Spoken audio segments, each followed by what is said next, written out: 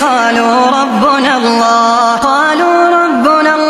ثم استقاموا تتنزل عليهم الملائكة ألا تخافوا ولا تحزنوا وأبشروا بالجنة التي كنتم توعدون نحن أولياؤكم في الحياة الدنيا وفي الآخرة ولكم فيها ما تشتهي أنفسكم ولكم فيها ما تدعون نزلا من غفور رحيم. ومن أحسن قولا ممن دعا إلى الله وعمل صالحا وقال إنني من المسلمين. ولا تستوي الحسنة ولا السيئة ادفع بالتي هي أحسن فإذا الذي بينك وبينه عداوة كأنه ولي حميم. وما يلقاها